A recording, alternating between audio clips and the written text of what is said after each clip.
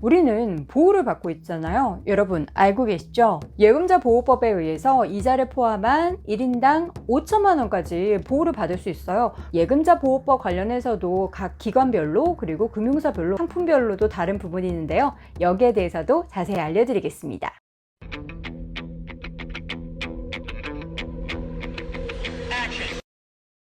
먼저 예금자 보호법 여러분 많이 들어보셨죠? 말 그대로 예금자를 보호해주는 그런 관련된 법입니다. 앞서서 5천만 원이라는 가격을 말씀드렸는데요. 헷갈리는 부분 많으실 거예요. 일단 정의부터 확인해 볼까요? 예금자 보호법이란 고객이 은행에 돈을 맡기면 은행은 그 돈으로 대출을 운영할 수 있습니다. 대출 잘 운영해서 고객들에게 이자로 돌려주면 아무런 문제가 없겠지만 대규모 대출 부실이 발생할 경우에는 은행이 그 고객에게 원금조차 되돌려줄 수 없는 상황이 발생하기도 합니다. 이때 피해는 고스란히 고객이 지게 됩니다. 그래서 이게 문제가 되는 거예요. 그래서 이러한 피해를 막기 위해 은행에서는 예금보험공사라는 곳에 일종의 보험을 들고요. 보험료를 내고 있습니다. 예금보험공사는 은행을 포함한 금융기관이 파산이나 부도 등 예상치 못한 사고를 당했을 때 대신 고객에게 돈을 지급하죠. 이것을 예금자 보호제도라고 합니다. 예금자 보호법은 단어 그대로 은행 등의 금융기관에 돈을 맡긴 예금자들을 보호하기 위한 법입니다. 사실 보호라는 단어를 들으면 나를 다 보호해주지 안전하지 이런 생각을 하실 수도 있는데 사실 따지고 보면 무한정으로 내 돈을 보호해주는 게 아니에요. 앞서서도 제가 말씀드렸죠? 5천만 원. 그렇기 때문에 한 가지 여러분들이 질문하실 수 있을 법한 내용을 제가 예금보험공사 홈페이지뿐만 아니라 다양한 자료를 취합해서 Q&A로 준비해봤습니다. 자, 먼저 첫 번째로 예금보험공사가 보호해주는 금융기관은 어디를 이야기할까요?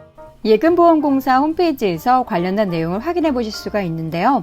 메뉴를 클릭하시고 보호 대상 가운데 금융회사나 금융상품 등 다양한 정보를 한 번에 확인해 보실 수가 있습니다. 금융회사부터 한번 확인해 볼까요?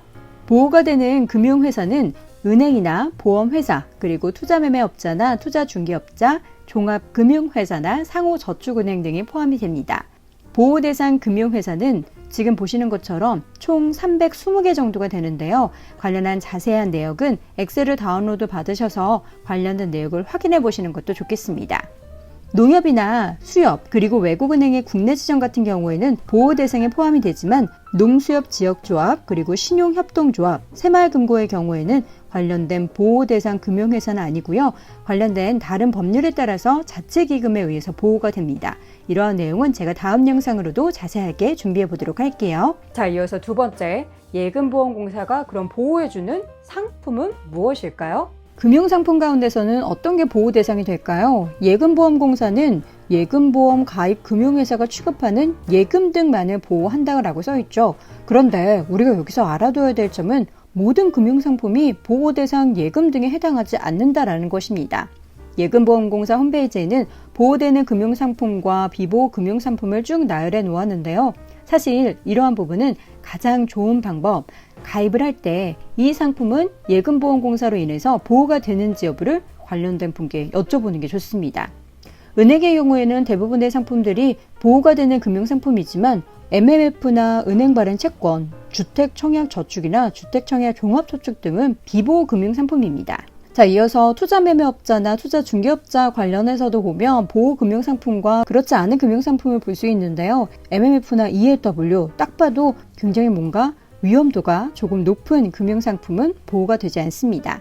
이어서 보험회사 같은 경우에는 개인이 가입한 보험계약이나 퇴직보험, 변액보험 특약 같은 경우에는 보호가 됩니다. 종합금융회사나 상호저축은행 및 상호저축은행 중앙에 관련해서도 관련된 내용을 확인해 보시고요. 다른 은행 같은 경우는 제가 또다시 영상을 준비하고 있으니까요. 그 영상 함께 확인해 보시면 좋을 것 같습니다.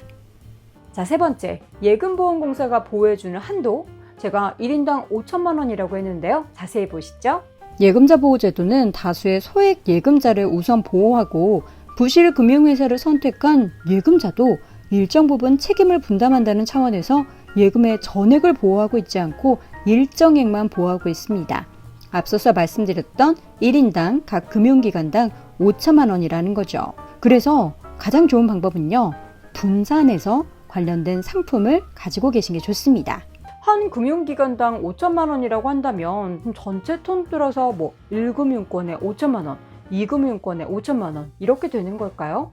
제가 이야기했듯이 1인당 5천만 원이라는 한도는 명확하게 기억을 해 두셔야 돼요. 제가 만약에 A라는 은행에서 예금자 보호가 되는 상품 5천만 원짜리를 가지고 있고요. B에서는 4천만 원짜리 상품을 가지고 있어요. 그러면 이 두 개를 모두 합한 9천만 원에 대해서 보호를 받을 수 있게 됩니다. 그런데 이런 경우는 어떨까요? 제가 여의도 지점에서 이 A라는 은행의 여의도 지점에서 5천만 원짜리 상품을 가지고 있고 또 A라는 은행의 명동 지점에서 5천만 원의 상품을 가지고 있어요. 두 개 모두 예금자 보호가 되는 상품이에요. 이럴 경우에는 어떻게 될까요? 은행은 같고 지점이 다를 경우에는 전체 합해서 5천만 원까지 보호를 받을 수 있게 됩니다. 여러분이 꼭 알아두셔야 될 점은 이 이자와 원금을 합한 금액으로 5천만 원이라는 기준이 책정이 되기 때문에 웬만하면 나눠서 예적금을 할 때에도 5천만 원 미만으로 이자까지 합한 가격이 되도록 설정해 두시는 게 좋습니다. 또 궁금한 게 있어요. 보호 한도는 과연 새해 전일까요? 새해 후일까요?